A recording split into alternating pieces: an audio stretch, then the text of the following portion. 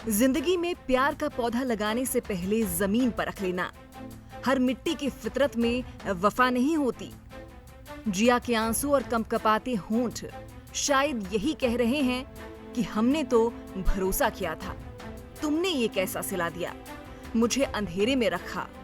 मैं तो आजाद ख्याल की पंछी की तरह आसमां को मापने निकली थी। जिंदगी में कुछ कर गुजरना चाहती थी, लेकिन तुमने तो मेरी जिंदगी में अंधेरा करने की कोशिश की।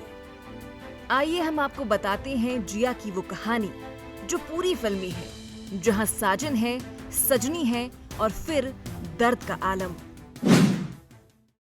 मुझे पता चला कि सब मुझे झूठ बोला गया था। आप हिम्मत रखिए, आपका तो अच्छा हुआ है, अभी तो जवान को ही है। जी सिर्फ इतना सा जानना चाहेंगे, काफी समय आपको यहाँ 2 महीने बिताने पड़े, क्या लगता है पहले आपको पता था कि ऐसा तुम्हारे साथ होने वाला है? पपला के बारे में कितना जानते थे आप? मैं उसको मान सिंह के नाम से जानती थी। मैं उसने एक अलग इमेज मेरे सामने पोर्ट्रेट की थी, जो कम्प्लीटली ऑपोजिट मुझे अभी दिखा है उसके बारे में। अदरवाइज मैं उसके अलावा कुछ नहीं जानती। महाराष्ट्र के कोल्हापुर की रहने वाली जिया ने पति से धोखा मिलने के बाद हिम्मत नहीं हारी। तलाक के बाद जिंदगी से लड़ने का फैसला किया और जिम में ट्रेनिंग देने लगी।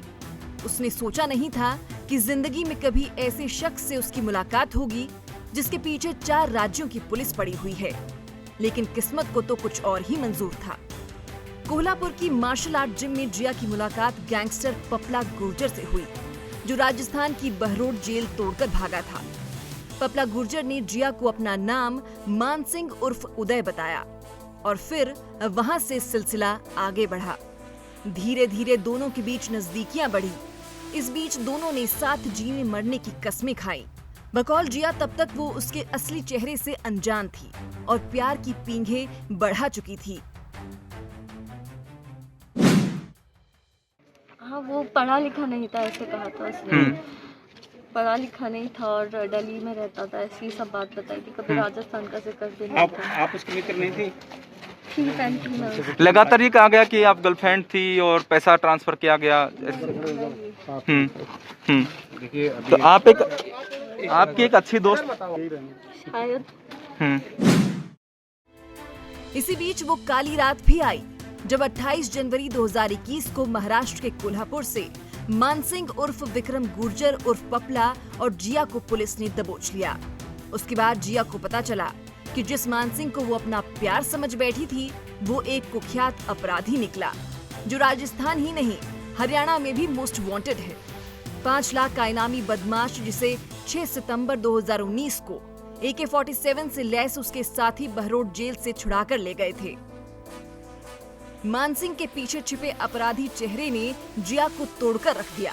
बकौल जिया, पपला के साथ पकड़े जाने का उसे बहुत दुख हुआ, लेकिन जेल में आने के बाद उसने खुद को कंसंट्रेट किया।